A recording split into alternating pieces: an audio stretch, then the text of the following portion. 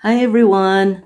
I want to share some information on the certification that I took last January 25th of this year, 2024, and it's about the WorkSafeBC occupational first aid. I took this one in the intention to have this skill in the workplace and at the same time for the family as well. In our place here in the Okanagan area, particularly in Vernon, we have what we call first aid certified training system, and it's free. So in Vernon, Kelowna, and Salmon Arm, it's you can get this when you are in this area. So the purpose of this first aid is to provide life-saving first aid skills to workers in the industry. And of course, for myself, I want also to get this training for my personal purpose, which is for my family. And the prerequisites of this training, a participant must be at 16 years of age and be able to understand and perform the first aid skills required to complete the learning task. And the certification, you can get certification, or the participant must take the minimum of 7 hours training and successfully complete the course objectives and evaluated by a person authorized by the workers' compensation, that is WorkSafeBC. The certification is valid for 3 years from the date of completion. And of course, there are identification that is required for each participant. Number one, the participants required to produce one piece of acceptable valid ID. What are these ID? Valid Canadian driver's license, or even it's stated there US driver's license. Valid BC ID issued for the current school year for those who are students studying. Valid passport, employee picture ID card, native status picture ID card, BC photo ID digital issued November of 1996 or after, Canadian government issued photo identification. And also, there are other identification that is also acceptable. Birth certificate, Canadian citizenship ID, Canadian record of landing, Canadian student visa, Canadian work visa, and returning resident permit. So if you have this kind of ID, you are qualified to take or to participate this kind of training. So guys, this first aid training is divided into 5 modules. The first module, the participant should be able to apply the priority action approach. That's not the first one requirement. The second one, reposition an injured worker. The third one, describe the roles and responsibility of a designated first aid attendant. Number 4, conduct a modified primary survey. Number 5, assess soft tissue injuries. Number 6, make appropriate medical referral decisions. And 7, explain the WorkSafeBC regulatory requirement for first aid record keeping.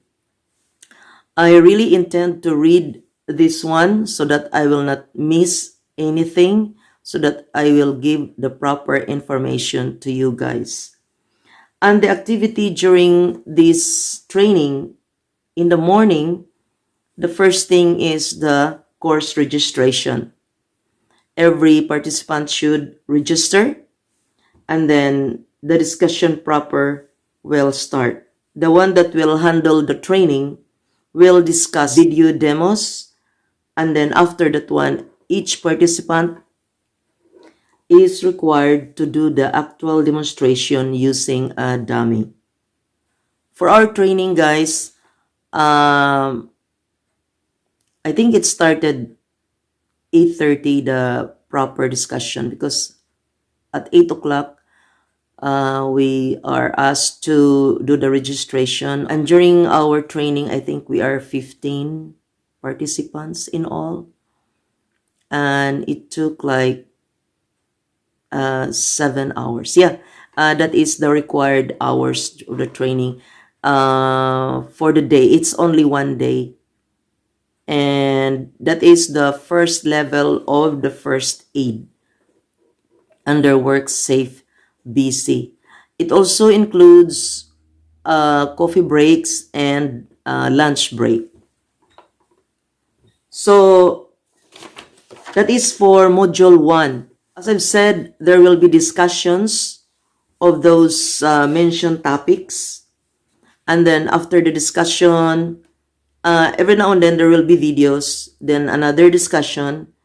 Then there will be application, that is the practicum, and we uses dummies of what we understand of what is the topic about. And then we proceed to the next module. So module 2, the participant level 1 first aid attendant will be able to identify breathing emergencies, identify a mild or partial obstructed airway.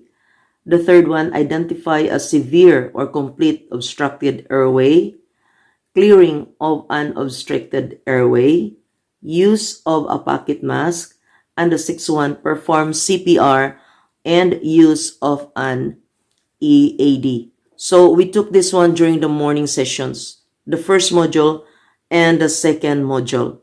So the activity will be discussion first, and then video follows to explain more so that we will understand more about the topic, and then video demos, and then every participant is asked to do the actual demonstration, again using a dummy. During the discussions and also during the practical sessions, the instructor asks questions, and guys, make it a point, or make sure that you listen to the discussions, because after the end of the modules, after the session, before the day ends, there will be a written exam, and that is I think 3:30 in the afternoon. The written exam will be given in a closed book exam, and if you pass that one, then you'll be given the certification. So it is very important every step is practiced correctly. That is why during the discussion and the practicum, the instructor will ask you questions, will guide you and ask you questions, and if you have questions, you can ask and get clarified. Each participants must show competency in the practical exercises for each objective that involves a life-saving skill in order to be certified. So each participant. Now there are practicum that you will be grouped into 3, and there are also practicum that you will do it individually. So the instructor will observe, at the same time will guide. Upon successful completion, a certification or a certificate is issued that is valid for 3 years. So after the exam, you have to wait if you pass the written exam, and then the instructor will give you an ID like this one. So this is valid for 3 years, and then you can renew it after 3 years. So I took it on January 25th of 2024. So this is valid up to January 25th of 2027. Then I can renew it. It is very important, although I really need to read again and again the book, because in one setting you cannot, it's too much, you cannot digest everything. So I make it a point that if I have chance to read it at home, I do it, so that I will remember what are those things that needs to be done for first aid. All right, guys, let's move on to module 3. The competent level 1 first aid attendant will be able to manage bleeding. So this is the expected outcome.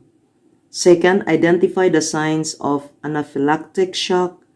The third is the reposition an injured worker. The fourth is identify common medical emergencies. Fifth, manage common medical emergencies. This procedure will follow the guidelines described in the Occupational First Aid Level 1 guidelines, which is found on this book. This book will be provided during the training for free. And there's quite a lot of topics that will be discussed in this module, that's for sure. And that's module 3. Let's go down to module 4. Module 4 is quite intense, since these are all the scenarios, practical scenarios. All the participants must work hard to be able to do the practicum correctly. Of course, the instructor will be there, the facilitator, who will assess if you'll be able to demonstrate properly what is being said in the discussions, in the videos. So that's quite intense. We do a lot of practicum during the afternoon session, and this is already the module 4, module 3 and module 4 in the afternoon. And then at around 3:30 is the written examination, and as I've said, it's only 25 questions, and you are asked to pass at least 18 questions. That is 70%. And if you pass, then you will be issued a certificate for WorkSafeBC Occupation First Aid Level 1. And also, guys, aside from you have your own personal idea, learning, competency, this is also a good point. This is good also, good point, or what do you call it? Additional point when you apply for any kind of job, any kind of industry. No, especially when you are in a workplace with people around you. So that's everything, and I hope this will give you an idea and an information about first aid level 1, important information about first aid level 1.